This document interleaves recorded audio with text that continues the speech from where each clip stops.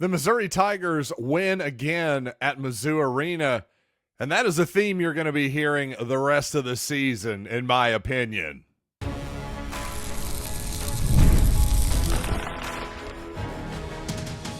You are Locked On Mizzou, your daily podcast on the Missouri Tigers. Part of the Locked On Podcast Network, your team every day.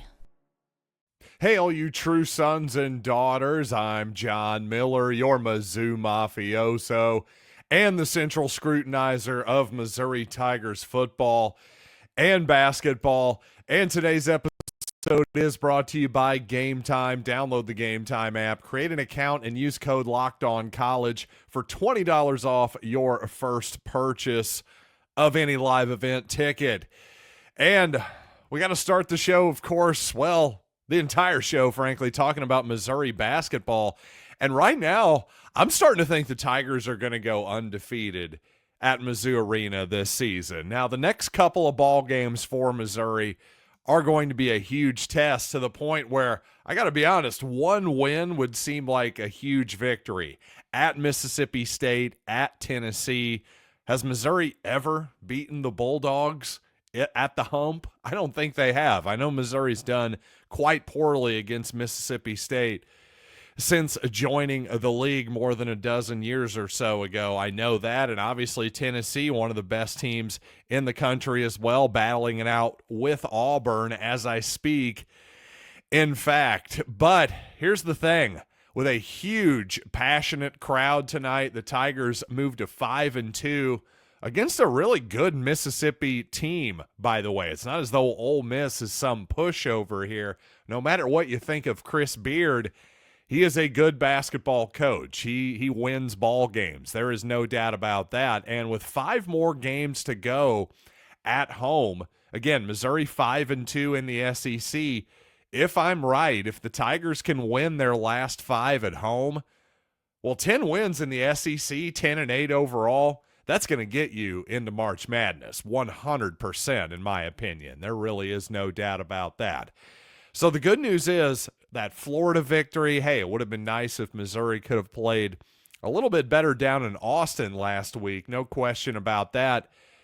But Missouri has given itself a lot of wiggle room here, in my opinion. That's the good news here. Even if Missouri does drop a game at home, which is, of course, very possible, even though Missouri is only projected to lose 1 game at home the rest of the season to number 8 Alabama, at least according to Ken Pom, number 8 Alabama, 2-point underdogs projected is Missouri right now. So basically a toss-up there. But again, Missouri can drop a game at home down the stretch here, maybe even 2 games at home down the stretch here if you pick up a couple of those toss-ups on the road. The point here, again, Missouri has a little bit of wiggle room here. So I got to say, I just think there's some real magic here at Mizzou Arena, as usual, when Missouri is very much in the NCAA tournament run. I got to say, I'm feeling confident with the Tigers at home here. And a huge shout out, obviously, to Caleb Grill and Tamar Bates, who were tremendous tonight in the basketball game. You got to love senior guards with tons of experience and shooting ability. That's a good formula for March Madness. Guys who were role players, quite honestly, previously in their career, were Tamar Bates and Caleb Grill, where they're looking like go-to guys right now, and really they're the barometer of Missouri at the moment. When those 2 guys are good, Missouri is really, really tough to beat, without a doubt. And hey, let's blast those quad 1 wins, by the way, too. Missouri with its 3rd quad 1 win now, by the way. Obviously, I was talking about, hey, 10 wins get you in. I'd say 9 wins will almost certainly get you in.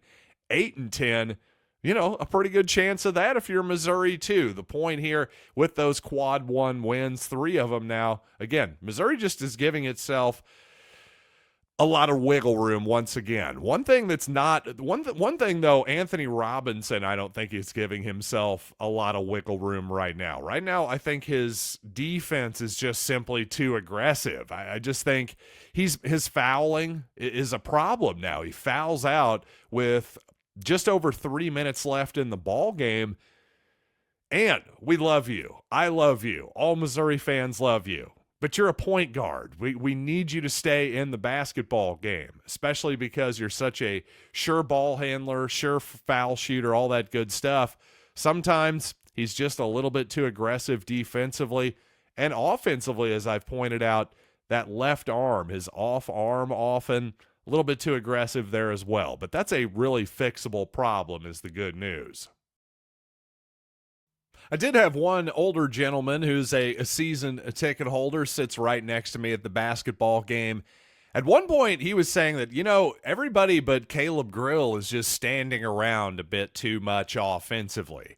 And specifically, I think the last couple possessions, I think he was completely right. But sometimes I do think there's a general point to be made there, which is that just random movement off of the ball at times when you've maybe got some two-man action going, maybe three-man action going.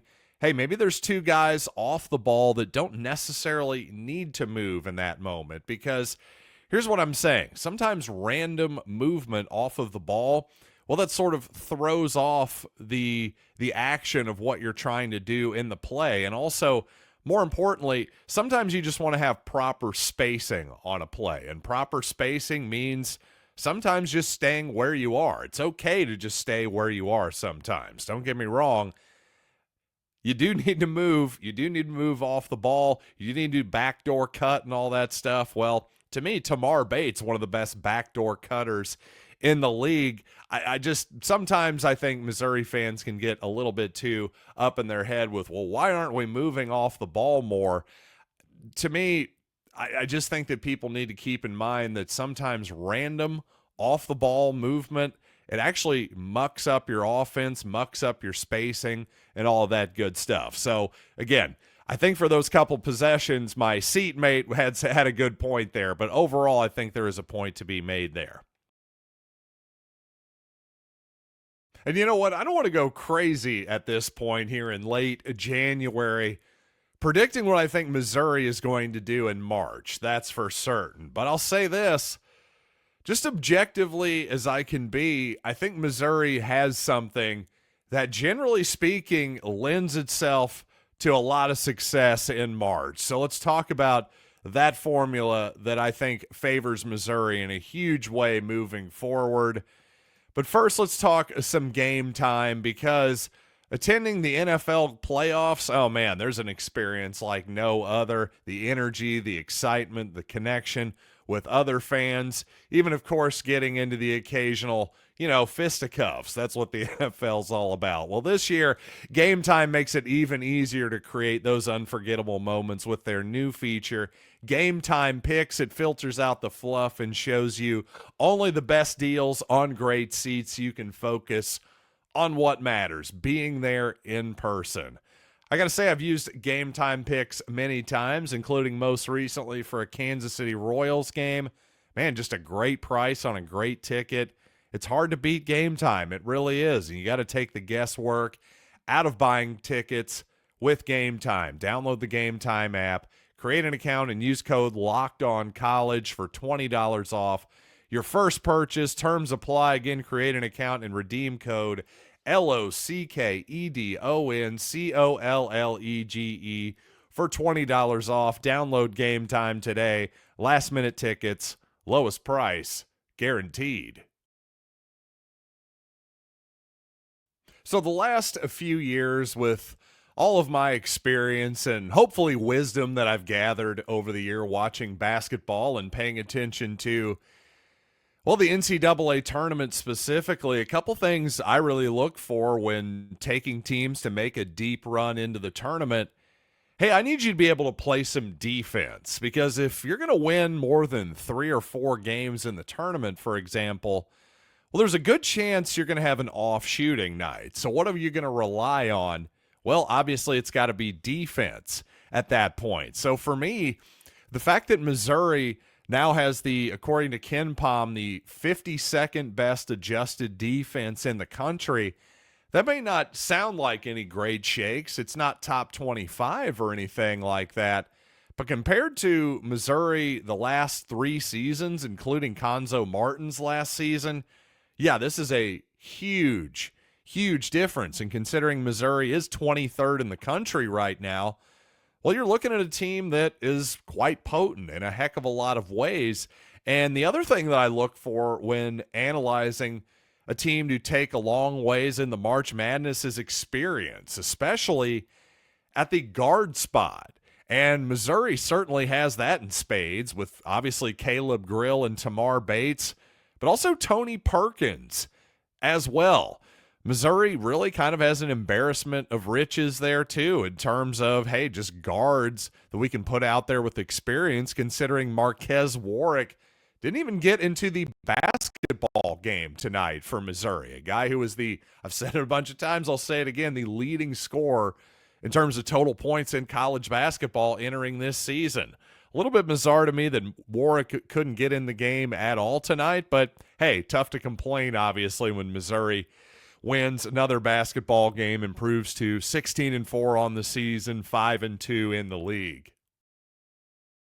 And while I'm almost trying to pump the brakes a little bit because I really love the formula for Missouri right now, but at the same time, obviously, you see occasional blips still. Like down in Austin, I wouldn't say it was inexplicable, but boy, Missouri's offense sometimes can just get knocked off whack, especially away from Mizzou Arena. Again, another reason why I think the Tigers are primed to possibly go undefeated at home this season. But if you think I'm going overboard, well, if anything, I think Ole Miss coach Chris Beard was maybe going overboard. But let's hear what he had to say here. Beard said, Missouri has real SEC talent. They have depth, and it appears to me they have chemistry.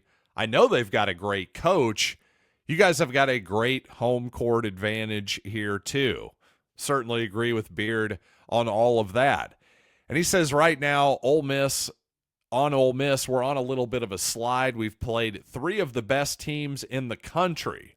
He didn't say league, by the way. He said 3 of the best teams in the country. And then he goes on to clarify, by the way, in case you think I'm going too far, I think Mizzou is one of the best teams in the country.